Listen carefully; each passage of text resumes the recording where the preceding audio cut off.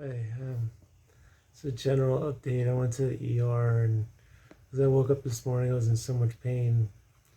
I don't know why.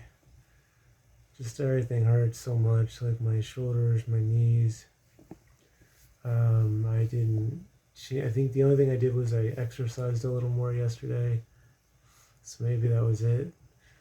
But it was so bad. I was like, I have to get someone to look at me just to see if there's anything going on. I mean, if a normal person woke up with this condition that I'm in, they would immediately go to the ER, and I'm in that condition every day of my life. So it's weird because they kind of get used to it, but sometimes you have to say, like even though you're used to it, like you need to get checked out because it's not normal, it's not good, and this is especially bad for me. So I went to Sebastian ER. I was able to drive. It was kind of painful. Um, I had my hard brace. I alternated between using that and not using a brace, and it wasn't so bad on my neck, thankfully. Um, I had more confidence, I guess, since I flew several times last week to Colorado and back. Um, so anyway, I went there because I was hoping to get better treatment than in Indian River and the Cleveland Clinic here. And so I get there and they're like, yeah, we don't have any place for you to lay down. I'm like, I can't just sit here for hours while you do tests. Like, I can't. Like, I can't be up that long. Like, I need to sit or lay down or something. Oh, I mean, I can't sit. I need to have back support. Like, if they had a chair that I could lean back in, that'd be fine. They don't have one of those. They're all like cut off like at your shoulders. I'm like, I need head support. And they don't have that. I'm like, what do people fucking do when they have a neck injury? It's like they're like, we don't have places for people to lay down. I'm like, you're in an emergency room. Like, and I'm tired of people looking at me like I'm the problem. Like, no. If a company that makes many, many, many millions upon millions of dollars a year, it can't be bothered to get hospital beds, that's on them. Like, there's room for them, there's physical room for them, there's room for gurneys, there's room for places for patients to lay down, there's plenty of room. They aren't that expensive. Like, it's not on me. I'm not wrong. And every other hospital, like, and if I go to, and I was in Ohio, if I go to any hospital and say, I need to lay down, they're like, sure, here you go, lay down. If I go to any doctor's office, they got, and just my primary care doctor has places for me to lay down in every room. And the orthopedic, if you're orthopedic, has places for patients to lay down. Like, it's like you're an emergency room. Like, you should just close your doors and just say we're done, because that's how inadequate your care is. Like, just say go somewhere else. We don't know what we're doing. Like, that being said, they would have been able to run some only basic tests anyway, so probably the same stuff I'd do in an urgent care because they're a shit hospital. God help me, they're shit. The nearest hospital with any level of competency is Melbourne, and then I guess Orlando is when doctors actually start to get real and know how to do stuff. I don't know. I don't know why. But yeah, I'm in bad shape. Like, I'm gonna try to go. I've got a Lyme doctor appointment tomorrow, an infectious disease doctor, and because it's around Vero, they're probably gonna be shit and not know what they're doing. And I'm gonna have to like Google what tests do I need, and then tell them, hey, this is the test I need that says on this webpage, because what they learned in college in the '80s isn't gonna be adequate anymore. And so, God, so anyway, yeah, I hope that's not the case. I hope I'm wrong. I'd be happy if I'm wrong. It's just, I just keep not being wrong about that. So I'm gonna go there, and then after that I'm gonna try to go to the gym, lift some weights. I wear my neck brace, but there's extras I can do while I'm upright, from my upper back, from my legs, where I'm fully supported on my neck, and calf stuff, leg extensions, shoulders rows, free weights to do like wrist stuff because your wrist can move like this way and this way and then this way. So it's like it can move six different directions, and all of those affect the tendons in your elbow as well as your wrist. And my elbows have been my tendons on my elbows have been really hurting. Like if I go like this and just let my arm fall, like it kills like the outside of my elbow. It hurts so bad, the tissue there. And my left shoulder is screwed because it's frozen. My right shoulder is, I mean, it doesn't, at least doesn't hurt. So, I mean, it always is sort of tender, but it's not really sharp pain. My right shoulder always hurts, but it's less. I feel some tightness in here, but that was, so I was doing vertical presses.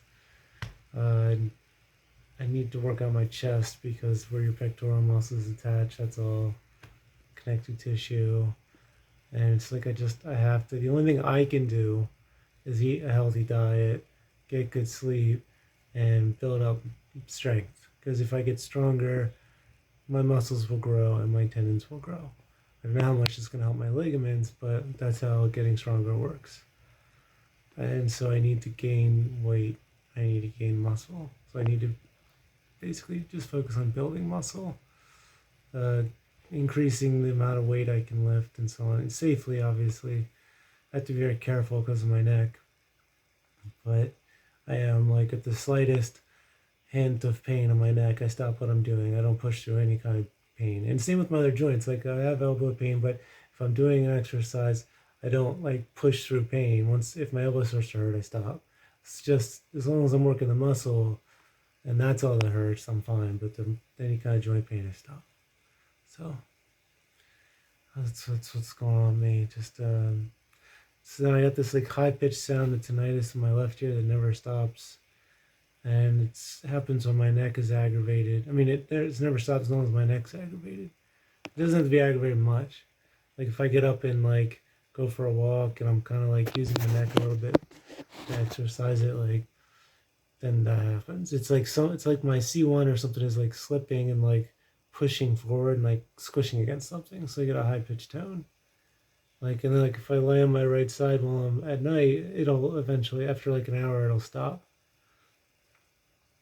But if I use my neck in any kind of excessive way, it starts up again. And the humming sound, like I think I've lost some of my curve again because I haven't done curve correction in like 4 or 5 months. And I need to get back into doing some more curve correction. But I'm about 148 pounds still, and I need to get my weight back up to like 160, 165 at least, if not like 170. I was about 170 when, well, yeah, before all this started, I was about 170, between 170 and 175, just all muscle. And that's probably why, even though I was having neck issues at the time, the rest of my body was fine because the rest of my body, it was strong. So that's the only thing I can do is hope that that's enough. Because if it's not enough, like I'm just gonna die. Because like I have to, like the bar is moving this way towards weakness, connective tissue failure, and death, and I have to push it back the other way by strengthening my connective tissue. Because otherwise all my joints are going to fail and I'm going to be bedbound and I'm just going to get worse. I'm going to die. And it's going to be slow and painful. And I'll probably have to end my own life because euthanasia is not legal because, we care more about dogs than people. I don't know. Like, it's stupid. But I mean, not that I want to die. I'd like to live and be happy and all that. So to do that, I have to strengthen all the joints of my body. I have to strengthen everything. And my neck's been feeling a little bit stronger over the last month. From PICL, the PICL doesn't seem to have made any difference that I can tell. It's only been a week, so regenerative therapy usually doesn't happen that quick. But I was also surprised because it's like, everyone always says like it hurts and it's awful, or they feel a lot better. Nobody says, they just don't. It's like it never happened. And that's what it's like for me. I got PSL last week. I hurt for a day. and that was fine. Like my throat hurt. My neck didn't really feel like I'm pushing all the parts he injected me, and it's like I don't feel like when Dr. Papas injected me in Tampa, like it hurt so bad for a month, and then now it's like I just don't feel anything. So it's like I don't really. I mean, I was taking some cat's claw and some boswellia for my joints and some Japanese knotweed. That's the only thing different. I don't know. It just feels like he just did not inject me with as much stuff. Because if he injected me with as much blood as like Dr. Pavas did, then my posteriors would hurt more. So he just didn't inject me with as much.